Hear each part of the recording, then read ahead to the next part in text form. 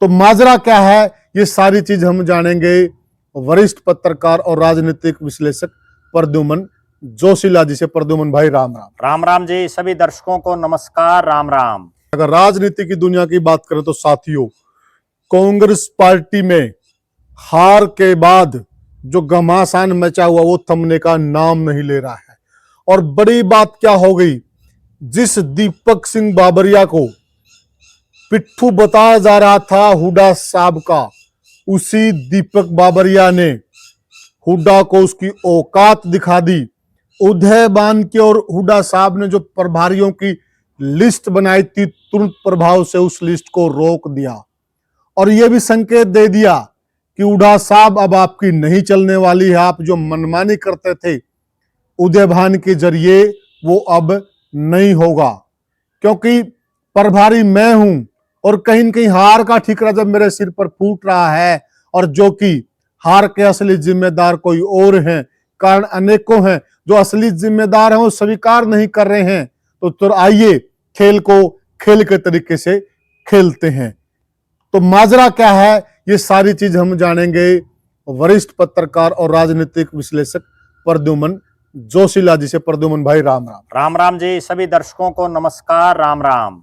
प्रद्युमन भाई, दिन प्रतिदिन कुमारी शैलजा की तरफ से ये आरोप लगाए जाते थे दीपक बाबरिया जी के कि वो तो जैसे हुड्डा साहब कहते वैसे ही करते, वो तो हुड्डा साहब के पिट्ठू हैं। लेकिन इतर यहाँ तो मामला कुछ और ही निकला। जिस प्रकार से इन्होंने ये लिस्ट रोकी, आज तक तो किसी प्रभारी की हिम्मत नहीं हुई ऐसे हुड्डा साहब की लिस्ट को रोक दिया गया हो। देखो, निश्चित रूप से ना केवल कुमारी शैलजा बल्कि हरियाणा प्रदेश के बहुत से कांग्रेसी जी ये समय समय पर ऑफिशियल भी सार्वजनिक रूप से भी आरोप लगाते रहते थे कि दीपक बाबरिया जिस तरह से हुड्डा साहब उनको कहते हैं वैसे ही करते हैं, और इसीलिए इस कांग्रेस का सत्यानाश होता जा रहा है। बिल्कुल सही कहा। वो एक प्रभारी के तरीके से एक न्यूट्रल होकर के काम नहीं कर रहे, ये आरोप उन पर लगातार लग रहे थे जी। और जब विधानसभा के चुनाव में टिकटों का आवंटन हुआ और जिस तरह से टिकटें बटी, उसके बाद ये आरोप और ज्यादा लगने शुरू हो गए कि दीपक बाबरिया ने तो आंखें मीच ली। और जैसे जिन जिन के नाम हुड्डा साहब ने चाहे उनको उन्होंने टिकट दिलवाई, जिनकी टिकट कटवानी थी उनकी टिकट कटवाई, दो तीन बार के हारे हुए लोगों को टिकटें दिलाई। बिल्कुल डम्मी प्रत्याशी भी जिनको चाहा हुड्डा साहब ने उनको वो टिकट दिलाने में कामयाब रहे। और दीपक बाबरिया जी को सांप सूंघ गया, वो कुछ नहीं बोले। बिल्कुल। अब जब 8 तारीख को परिणाम आया और हुड्डा साहब ने जिन लोगों को टिकटें दिलाई उनमें से ज्यादातर चुनाव हार गए। बिल्कुल। उसके बाद असली कहानी का ट्विस्ट आया और हार की जिम्मेदारी कौन ले। दीपक बाबरिया ने, चूंकि उनकी कोई, मैं ये नहीं समझता कि उनका कोई बहुत बड़ा रोल था टिकटों में, बिल्कुल, बल्कि उनका रोल 0 था, क्योंकि वो तो रो पड़े थे जब उनकी नहीं चली और उसके बाद स्वास्थ्य कारणों से वो हॉस्पिटलाइज हो गए थे। और एक और अगर उस दौरान के भी बयान हम देखें बाबरिया जी के, निरंतर इस प्रकार के बयान आते कि जीतने वाले प्रत्याशी को टिकट दी जाएगी, सर्वे के आधार पर टिकट दी जाएगी, जो मेहनत कर रहा है उसकी मेहनत को नजरअंदाज नहीं किया जाएगा। बिल्कुल। देखो, निश्चित रूप से वो बार बार कह रहे थे, लेकिन उनकी हुड्डा साहब और उदय भान जी और दीपेंद्र सिंह हुड्डा ने नहीं चलने दी और उसका हश्र ये आंसू निकले। बिल्कुल, उनके आंसू निकले और उनका हश्र ये रहा कि कांग्रेस तीसरी बार हार गई और इस बार तो जीती जाती बाजी को हार गई। जो ये कहते हैं ना कि हारी बाजी जीतने वाले को सिकंदर कहते हैं और जीती बाजी हारने वाले को भूपेंद्र कहते हैं। कहीं ना कहीं ये डायलॉग आगे लोग सुनाएंगे। जी। अब जो अगली बात है, उसके बाद बाबरिया साहब ने हार की जिम्मेदारी ली और कोई नेता नहीं बोला। फिर इस कहानी में असली जो रोचक जब कहानी बनी वो ये बनी कि उदय भान जी जो प्रदेश के अध्यक्ष हैं, जो खुद लगातार दूसरी बार कांग्रेस की टिकट पर चुनाव हार गए, वो जिम्मेदारी लेना तो दूर हार गई, उन्होंने एक बड़ी बात कही कि प्रदेश के प्रभारी दीपक बाबरिया ने पार्टी का संगठन नहीं बनने दिया। उन्होंने संगठन में बनाना चाहता था, लेकिन मैंने जो भी लिस्टें उनको दी उन्होंने उसको आउट ही नहीं होने दिया।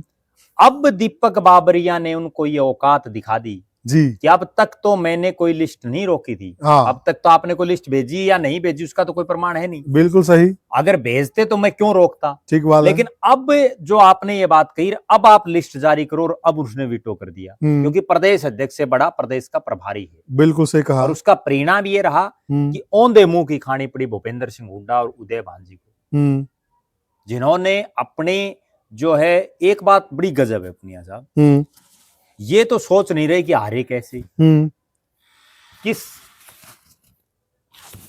किस कारण हमारी हार हुई। ठीक है। दूसरा, प्रभारी लगा करके हाँ ये सोच रहे हैं कि हमारी कांग्रेस तो मुट्ठी में है, हम जो हाँ चाहेंगे वो करेंगे, हाँ हम यहाँ किसी को और नहीं पनपने देंगे। हाँ। आप उन प्रभारियों की लिस्ट उठा करके तो देखो, ऐसी कांग्रेस का आप करोगे क्या, काम क्या आएगी? बिल्कुल, जो 22 के 22 जो प्रभारी लगाए हैं, जी तो आप लिस्ट उठा करके देखो, हाँ उनमें ज्यादातर तो ऐसे नेता हैं जो बेचारे, जिनका अपने हल्के में भी ढंग का वजूद नहीं है। ठीक बात है। और जो किसी काम की नहीं, काज की, वे जो कोई काम की ही नहीं है, बिल्कुल, उस पार्टी का करोगे भी क्या? और फिर अगली बात ये है हाँ कि ये प्रभारी लगाए गए हैं, अगर इनमें इतनी ही ताकत होती, इनमें ज्यादातर तो चले हुए नेता हैं, अगर इतनी ही ताकत होती तो ये पहले जिता देते। पहले तो इनमें से बहुत से प्रभारी थे, ये बहुत गजब की बात है, बहुत से प्रभारी पीछे भी थे। बिल्कुल, अगर इनमें ऐसा कैलिबर था, गट्स था, या इनमें जीतने का मादा था, तो फिर उन्होंने रिजल्ट दिया क्यों नहीं? बिल्कुल। और अब उदय भांजी क्या मनमानी कर रहे हैं? हाँ। जिन नेताओं की लिस्ट आई, ना उसमें कोई कुमारी शैलजा के खेमे का कोई आदमी, ठीक है, कोई उसमें न्यूट्रल तक भी नहीं है। हाँ, बिल्कुल। तमाम जो हैं वो हुड्डा साहब के खासम खास लोगों को जिम्मेदारियां दे दी की। तो कहीं ना, अच्छा, एक दो जो प्रभारी लगाए गए हैं ना, उनसे मेरी भी बात हुई जी। एक से तो बल्कि जिस दिन तेजाखेड़ा फार्म हाउस पर ओम प्रकाश चौटाला जी की अंत्येष्टि थी, उसी दिन मेरी बात हुई।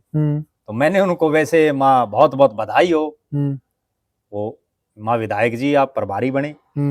वो बोले यार क्या का प्रभारी, वो खुद भी जिसको बना के वही मजाक उड़ा रहा है। बोले यार कौन पूछता है, जबकि मैं रहा ही नहीं। अच्छा। तो लगाए जाओ प्रभारी। अच्छा। तो कहने का तात्पर्य ये है कि आप अब भी, आपकी जो हरकतें पिछले लगातार 10 साल से आपकी चल रही हैं, उनसे अब भी आप बाज नहीं आ रहे। तो एक बात भी, आप पार्टी को एक साथ नहीं जोड़ पा रहे।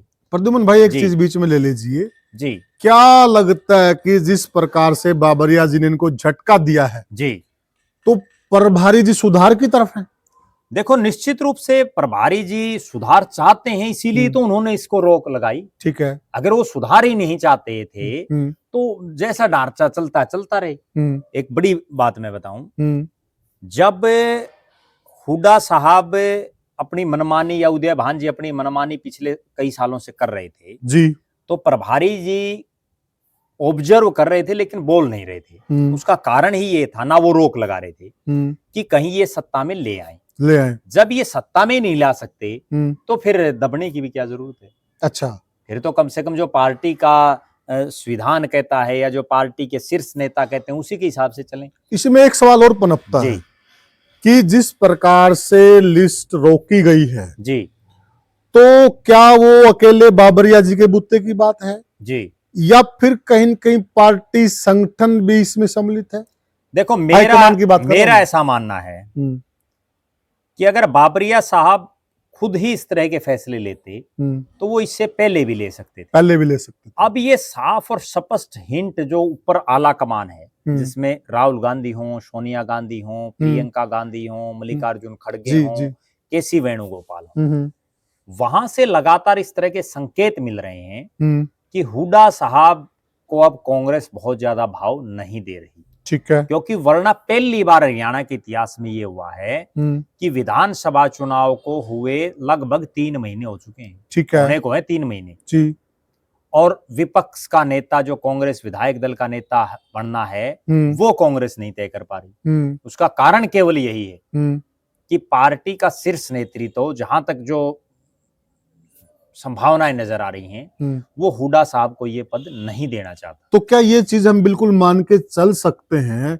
जो हुड्डा साहब हाई कमान के चहेते होते थे जी, अब वो चहेते नहीं रहे हैं? क्लियर है? इस चुनाव परिणाम के बाद, जीती हुई बाजी को हारने के बाद, अब वो इतने चहेते नहीं रहे। और चहेते तो छोड़िए, अब तो हालात और परिस्थितियां ये हैं कि जो भूपेंद्र सिंह हुड्डा अपने दम पर कुछ भी कर देते थे, अब उनको नेता विपक्ष बनने के लिए भी पूरा दमखम लगाना पड़ रहा है और उसके बावजूद नहीं बन पा रहे। जी जी। वरना एक बात बताऊं मैं आपको, पिछले 20 साल में किसी प्रभारी की हिम्मत नहीं हुई आज तक कि जो लिस्ट जो भूपेंद्र सिंह हुड्डा या उनके जो खासम खास प्रदेश अध्यक्ष रहे, पहले फूलचंद मुलाना रहे उनके खासम खास थे, उसके बाद अशोक तंवर भी उनके कुछ समय तक खास रहे, अब उदय भान जी उनके खासम खास हैं, कि उनकी लिस्ट पर कोई प्रभारी रोक लगा दे, क्योंकि ये वो प्रभारी हैं दीपक बाबरिया। एक और बड़ी गजब बात बताऊं, इस हरियाणा प्रदेश में कांग्रेस ने जैसे आर.के. धवन थे, बहुत बड़े नेता थे कांग्रेस के, उनको प्रभारी लगा। पृथ्वीराज चौहान थे, बहुत बड़े नेता थे महाराष्ट्र के, कद कद देखिए आप, उनको प्रभारी लगाया। यहाँ पार्टी ने जो है गुलाम नबी आजाद को प्रभारी लगा, बहुत बड़े मुख्यमंत्री रहे, बहुत बिल्कुल बिल्कुल। और दीपक बाबरिया तो बहुत उनके मुकाबले बहुत छोटे कद के नेता हैं, उसके बावजूद आप उनकी हिम्मत, संगठन में उनके पास जो पद बड़ा जरूर है, लेकिन जो उनका राजनीतिक जो चुनावी समर है वो नहीं है। शायद एक ही चुनाव लड़े वो हार गए, बिल्कुल। वो ना कभी एमएलए रहे, ना कभी एमपी रहे, ना मुख्यमंत्री, ना मंत्री, कुछ नहीं रहे। तो कहीं ना कहीं वो एक साधारण से, आज भी साधारण दिखते हैं, बिल्कुल साधारण आदमी। उन्होंने जो ये फैसला लिया है, इसमें निश्चित तौर पर कांग्रेस के शीर्ष नेतृत्व का ही रोल है, उन्हीं के कहने से ये फैसला हुआ है। वरना अगर इस तरह का फैसला कोई लेना होता तो बाबरिया साहब पहले भी ले लेते। अभी उन्होंने ये लिस्ट आने के बाद सोच विचार किया है, डिस्कस हुई, और ये फैसला उन्होंने तब लिया है जब वो अभी भी बीमार है। अच्छा, एक स्वास्थ्य भी ठीक नहीं है, उसके बावजूद एक सवाल और खड़ा होता है जनता के मन में जी, कि जो कुमारी शैलजा, रणदीप सिंह सुरजेवाला, यानी कि जो हुड्डा विरोधी खेमा जी, लगातार हुड्डा साहब की शिकायतें हाईकमान तक पहुंचाता था जी, परंतु उनका असर होता हुआ दिखाई नहीं देता जी। क्या इस बार हम कहें कि शैलजा जो खेमा है वो कामयाब हुआ? देखो, निश्चित रूप से पिछले जो 20 साल थे उसमें हुड्डा साहब ही सर्वे सर्वा कांग्रेस के रहे हैं, ठीक है। अब चूंकि लगातार तीसरी हार हो गई है जी, और अब राहुल गांधी और पार्टी के शीर्ष नेतृत्व को भी ये समझ आ गया होगा कि हुड्डा साहब की अगुवाई में हम चुनाव नहीं जीत सकते, ठीक है। तभी तो वो हुड्डा साहब को अब लिफ्ट नहीं दे रहे। हाँ, पिछला जो अभी ये जो संसद सत्र हुआ है, इसमें उसी सदन में तो कुमारी शैलजा बैठती हैं जी, और उसी सदन में दीपेंद्र सिंह हुड्डा बैठते हैं। हाँ। दीपेंद्र सिंह हुड्डा भी 5 बार के सांसद हैं। हाँ। कुमारी शैलजा 6 बार की सांसद होगी, 5 बार लोकसभा की, 1 बार राज्यसभा की, ठीक है। तो उसके बावजूद वो कुमारी शैलजा को ज्यादा लिफ्ट देते हुए दिखाई दी। हमने बहुत से ऐसे फोटो वीडियो देखे हैं जिसमें, और दर्शकों ने भी देखे होंगे सोशल मीडिया के माध्यम से जी, जिसमें कुमारी शैलजा बिल्कुल राहुल गांधी के साथ बैठी हुई, बगल वाले सीट पर, कांग्रेस की मीटिंगों में, कांग्रेस संसदीय दलों की मीटिंग में, अच्छा, कांग्रेस के एमपीज की मीटिंग में, जबकि राहुल गांधी तो बड़ी दूर दिखाई दे रहे हैं। चाहे ये जो अंबेडकर जी वाला पूरा जो ये एपिसोड था, अमित शाह जी ने जो बोला था, इस मामले में भी आप देख लीजिए, कुमारी शैलजा बिल्कुल फ्रंट रोल पे थी, ठीक है, और दीपेंद्र हुड्डा काफी पीछे थे। तो कहीं ना कहीं और एक फोटो और बड़ा जबरदस्त वायरल हुआ है अभी, जिसमें हुड्डा साहब और राहुल गांधी आपस में मिल रहे हैं, मतलब जिसमें हुड्डा साहब राहुल गांधी से मिलने के लिए गए हैं, अच्छा, और वहां वो इस ढंग से उनसे जो है अपने जो इंटरेक्शन जो होती हैं, वो अगर दर्शक देखेंगे तो वो भी समझ जाएंगे कि अब हुड्डा साहब की कांग्रेस आला कमान में जो कभी 100/100 नंबर होते थे, अब वो 33 से भी नीचे जा चुके हैं। तो क्या ये चीज हम कह सकते हैं कि कांग्रेस के अंदर हुड्डा युग समाप्त हो गया है?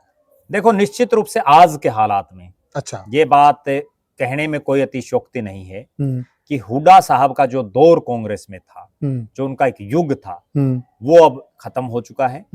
अब कांग्रेस कोई ना कोई नया अल्टरनेट, नया विकल्प क्या होगा, उस पर ही विचार विमर्श कर रही है। और मुझे ऐसा लग रहा है कि अगले कुछ महीने अभी हरियाणा को लेकर के कांग्रेस का शीर्ष नेतृत्व कोई फैसला नहीं करने वाला। अभी जैसे जो ढर्रा चल रहा है वो ऐसे ही चलेगा। क्योंकि अभी दिल्ली में चुनाव है, तो पूरी जो कांग्रेस की उसकी दिल्ली में ही जो है नजरें रहेंगी। उसके बाद ही हरियाणा में कुछ होगा। हाँ, इसी बीच एक चीज जरूर हो सकती है, जो अभी नगर निगमों के जो नगर निकाय के जो चुनाव आने हैं उसमें पार्टी सिंबल पर चुनाव लड़ती है। अच्छा। या नहीं लड़ती, क्योंकि बीजेपी तो सिंबल पर लड़ेगी, उसने घोषणा कर दी है, वो पहले भी लड़ती आई है। हाँ। और अगर अब सिंबल पर चुनाव कांग्रेस ने नहीं लड़ा तो ये उनकी एक और मनोवैज्ञानिक हार होगी। और उसके बाद जिस तरह से और राज्यों में जो कांग्रेस खत्म हो चुकी है, बहुत से राज्यों में, वही हालात हरियाणा में इनकी बन जाएगी। जनता में भी गलत संकेत जाएगा। देखो, निश्चित रूप से गया, वो जो आदमी चुनाव से हार जीत एक अलग बात है। जब आप राजनीतिक पार्टी आप किस लिए बनाते हैं? राजनीतिक पार्टी चुनाव लड़ने के लिए तो बनाते हैं। सही बोला आप हारे या जीते, ये वो भारतीय जनता पार्टी जिसकी केवल 2 सीटें थी लोकसभा में। जी बिल्कुल। ये वो भारतीय जनता पार्टी जिसकी 90 में से 2 सीटें थी हरियाणा में। और आज देखो, पूरे हरियाणा प्रदेश का आज तक का इतिहास बना दिया कि लगातार 3 बार एक पार्टी की सरकार कभी नहीं आई। या तो आ ही नहीं रहे थे, और आए तो ऐसे आए, जाने का नाम नहीं ले रहे, और इतिहास दर्ज कर दिया। बिल्कुल। तो कहीं ना कहीं जब आपकी राजनीतिक पार्टी है, मैंने वो दौर भी देखा है, और जहां हम बैठे इसी हिसार में, भारतीय जनता पार्टी नगर निगम के जब चुनाव हुए और उसको प्रत्याशी भी तक भी नहीं मिल रहे थे, तो ये नहीं था कि कोई चुनाव लड़ ले हमारा, ये हालात थी। और जिन लोगों को उन्होंने लड़ाया उनको कोई बहुत कम इक्का दुक्का जो है जीते, और बाकी तो बहुत बुरी तरह से हारे। तो कहीं ना कहीं चुनाव लड़ना, अगर आप लड़ोगे नहीं तो हार तो आपकी निश्चित होगी। बिल्कुल सही बात। फिर आपने पार्टी क्यों बना रखी? घर बैठे ही हार गए। फिर तो आप एक एनजीओ बना लो, जरूरत ही नहीं है, या आपका कोई ट्रस्ट बना के चला लो। तो प्रद्युमन भाई, मूल सवाल पर आते हैं जी। तो जिस प्रकार से बाबरिया जी ने हुड्डा साहब को पटकनी दी है जी, और हुड्डा साहब राजनीति के बड़े धुरंधर खिलाड़ी हैं, इसमें कोई दो राय नहीं जी। ये वो हुड्डा साहब हैं जिसने हरियाणा के बहुत बड़ों को पटकनी दी है। बिल्कुल, चौधरी भजनलाल जी की पीएचडी पाड़ दी, बिल्कुल। और ओम प्रकाश चौटाला जी जो लौह पुरुष हैं, बिल्कुल, उनको भी पटकनी दी और वो जेल के अंदर समय बिताकर आए। बिल्कुल। तो क्या हम ये माने जी कि जो ये पटकनी मिली है, तो ये हाईकमान के संकेत पर दी है जी, और जो बाबरिया जी बार बार इस्तीफा देने की पेशकश कर रहे थे, उनका इस्तीफा स्वीकार नहीं किया गया है, तो क्या बाबरिया जी को पूरी हरी झंडी दे दी है कि ना आपसे इस्तीफा लेंगे और जो आप करना चाहते हैं वो कर दीजिए हरियाणा में? देखो, निश्चित रूप से बाबरिया साहब को पूरी फुल फ्लैश पावर दे दी गई है। उन्होंने दिल्ली से भी इस्तीफा दिया था, वो दिल्ली और हरियाणा 2 राज्यों के प्रभारी थे। हाँ, दो राज्यों और दिल्ली से जब उन्होंने इस्तीफा दिया तो उनका इस्तीफा मंजूर कर लिया गया, ठीक है। जबकि हरियाणा से जब उन्होंने इस्तीफा दिया तो उनका इस्तीफा मंजूर नहीं किया गया। इसका मतलब ये है कि पार्टी के आला कमान को ये पता है कि बाबरिया साहब तो सही हैं, मेहनती हैं, ये पार्टी के लिए दिन रात मेहनत कर रहे हैं, लेकिन गड़बड़ कहीं और है। और जहां गड़बड़ है, अब उनका जो है पार्टी ने धीरे धीरे जो है ऑपरेशन करना शुरू कर दिया है, क्योंकि अब गोली देने से काम नहीं चलेगा। वो ऑपरेशन की प्रक्रिया अब उन्होंने शुरू कर दी है, जिसमें पहला जो है अभियान में पहला जो कदम है वो यही इन्होंने रखा कि जिनको प्रभारी बनाया गया उस लिस्ट को उन्होंने रोक दिया तुरंत प्रभाव से। तो साथियों, ये हमने चर्चा की कि कांग्रेस के अंदर अब हुड्डा युग धीरे धीरे समाप्त हो रहा है। जो लोग इस अपने दिल में या अपने दिमाग में वहम पाले बैठे थे, अगर कांग्रेस में जिंदा रहना है, कांग्रेस से चुनाव लड़ना, टिकट लेनी है, तो हुड्डा साहब की हाजिरी बजाइए। ये वीडियो उन लोगों के लिए है, एक बार आप भी सोच लीजिए आप किसकी हाजिरी बजा रहे हैं, क्योंकि संकेत इस प्रकार से मिल रहे हैं कि अब हरियाणा में हुड्डा युग का अंत हो गया है। आप क्या सोचते हैं? एक बात मैं और दर्शकों को साथ में बताऊं जी, कि ये वो कांग्रेस है जिसमें एक नेता का बहुत लंबे समय तक दौर नहीं चलता है। यहाँ एक वो समय था जब पंडित भगवत दयाल शर्मा का एक समय था, सही बोले। उसके बाद राव बीरेंद्र सिंह का एक समय था, उसके बाद यहाँ चौधरी बंसीलाल का एक दौर आया, चौधरी भजनलाल जी का एक दौर आया जी। अब हुड्डा साहब का दौर था और वो समय अब जा चुका। अब नया किस नेता का दौर आएगा वो आगे समय बताएगा। समय बलवान है और समय के हिसाब से जो इनका एक दौर था उसका पीक आ चुका है। साथियों, आप भी मुगालते में मत रहिएगा, आप हमें कमेंट सेक्शन में जरूर बताइएगा आपको क्या लगता है कि कांग्रेस को अगर सही हाथों में सौंपा जाए तो हरियाणा में वो सही हाथ कौन से हैं, आप बताइएगा हमें। और वीडियो को साथियों ज्यादा शेयर करें, चैनल को सब्सक्राइब करें, लाइक करें साथियों। और फिर मिलेंगे हम किसी और मुद्दे पर, तब तक के लिए साथियों राम राम राम।